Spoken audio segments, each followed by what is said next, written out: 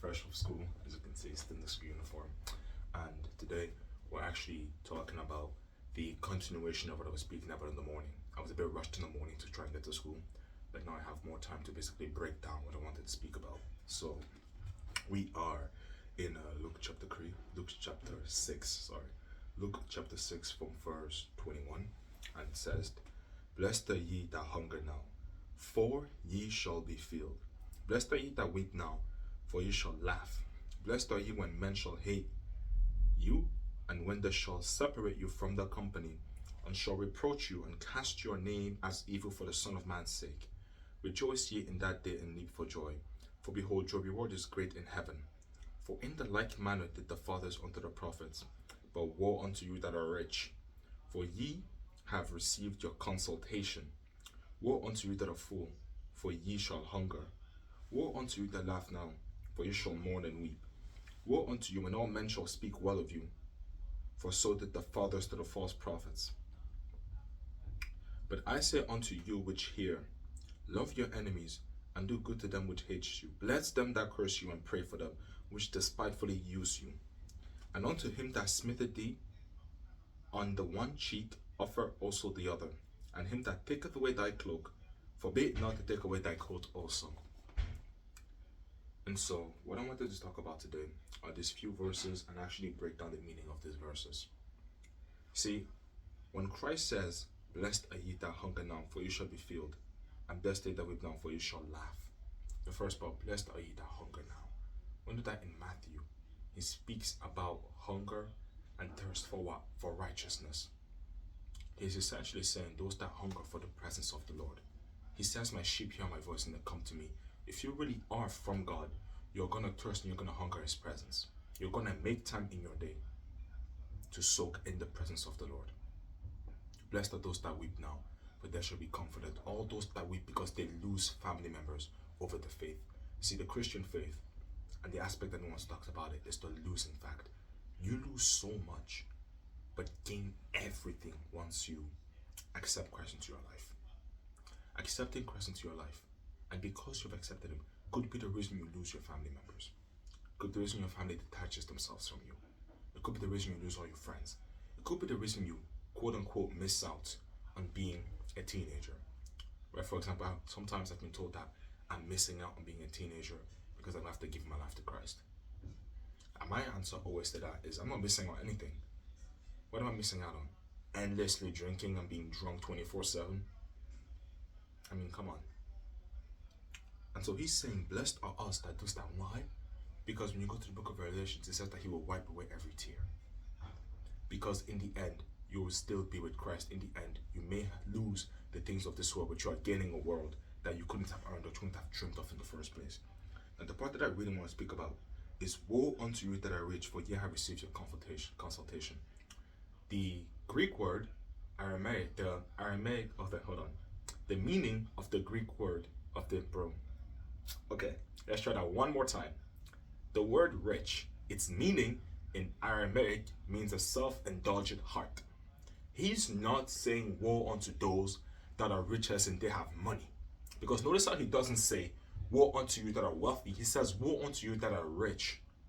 The meaning of the word rich in Koine Greek and in Aramaic, which is what the Bible was originally written in, Koine Greek, means a self-indulgent heart. He's saying woe unto those that use the riches of this world to fill up their hearts, that have the riches of this world crowned on top of the heart, rather than have Christ in the heart. He's saying woe unto them, and he says they have received the consultation. The rich are those that are so attached to this life, they have no concern of the life after. The rich are those that are always seeking what their heart wants, rather than seeking the commandments of God. The Bible tells us that the heart is deceitful above all things. Not above some things, above all things. The heart without Christ, the heart without the Spirit of the Lord, is deceitful above all things. So it's saying, woe unto those that chase their heart, that chase their desires. He's mourning for them because of the punishment there is for that, because of the consequence of those actions. Even in this life, there's consequences to chasing your own desires.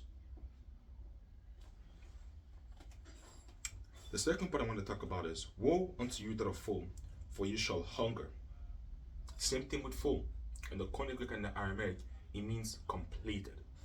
So woe unto you that are completed and filled by what? By this life.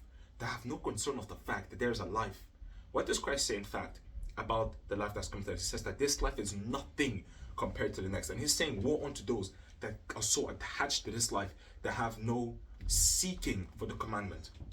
Peter tells us to seek the word and seek the commandments of God, like a child seeks the milk, like a newborn baby seeks the milk of its mother. He's essentially that saying that we need to thirst and we need to hunger for the word of God. We need to thirst and we need to hunger for the truth of the world. We need to thirst and hunger for the presence of God. My sheep hear my voice and they respond. And that's really what I wanted to speak about here. See, he's also outlining out those that live in spirit and those that live in flesh. See, those that live in spirit know that they're poor in spirit. They know that they need help. To be poor in spirit is to acknowledge the fact that, Lord, I need help. I can't do this by myself. To be poor in spirit is to seek God every single day, saying, God, my spirit is dry. To be poor in spirit is to say, God, drown me in your perfect peace every single day, because you know you can't do this life without Him. Your spirit cannot go through this life without Christ. Those are those that are poor in spirit, living in the spirit, knowing that they need help, that they're broken and that they need to be healed by divine and perfect love, which is Christ. Now, he speaks about those that are in the flesh. When he says, woe unto you that are full, woe unto you that laugh now, for ye shall mourn. Woe unto you when all men speak well of you, for so did the fathers to the false prophets. Now, that part is very interesting.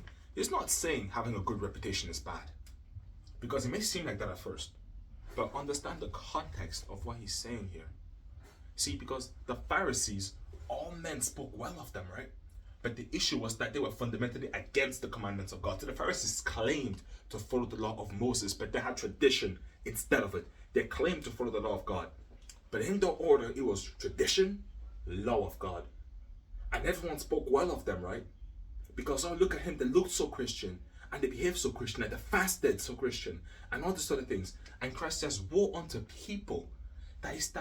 Woe unto people that worry about their outward Christianity. They're so worried about the way that they look to other people. Do I look like a Christian? Do I talk like a Christian? They're so concerned that, do people see Christ in me? They're not concerned enough about the fact that, is Christ in me? They're concerned about the fact that I need to look like a Christian. They're not concerned about the fact that I need to be a Christian. I need to follow Christ. I need to be like Christ. That's not the focus. The focus is, do I look like how what I'm doing is holy? Do I look holy when I'm doing this? And so it says, woe to those people, because they're building the reputation not to glorify God, but to glorify themselves, to lift themselves and to exalt themselves. Now, the second thing I want to speak about actually goes back to the rich. Now, notice God, I touched on this a little bit. God doesn't say woe to the wealthy. He says woe to the rich. That's because there's a fundamental difference between being wealthy and being rich that God outlines perfectly. See, being rich is being a steward. Understand that you're a steward of all the things that God has given you. Steward means what? You manage and you are in charge of the things that the Lord has given you. That is what it means to be wealthy. To be rich means to have a self-indulgent heart. A heart that is always chasing what it wants and not chasing the commandments of God. That's why he says, woe unto the rich and not woe unto the wealthy. He's not speaking about worldly riches. He's speaking about your heart.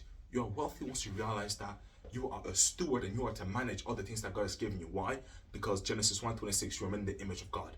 God manages all things, and you have that image, you have that power to manage all things in your life and to reign king in your life. Reign king or queen in your life. And so ultimately, what I really want to ask today is, are you rich or are you wealthy? Is your heart self-indulgent? Do you always give your heart the things that it desires? Or do you go to God first and say, Lord, what do I do about this feeling I have? Do you put your feelings of your heart at His feet and say, Lord, what can I do now? What do I do next? Or are you so passionate about the things that you want, you ignore His commandments? That's ultimately it. See, another thing about the wealthy, Christ says what? Because you've been faithful with little, I will give you much. To be wealthy is to be faithful with the small that Christ has given you. Take a look in your life and say, right, What has Christ given me? How can I be a steward of things that he's given me in this life? Right? He's given me intellect. I'm really, really good at integration, for example, right? He's given me intellect. I'm amazing at maths. How can I steward maths to glorify his name? I'm really good at music, right? He's blessed me with an amazing singing voice. How can I use my singing to glorify Christ? How can I manage that singing to glorify him? How can I steward it to glorify him? He's given me an amazing relationship with this girl.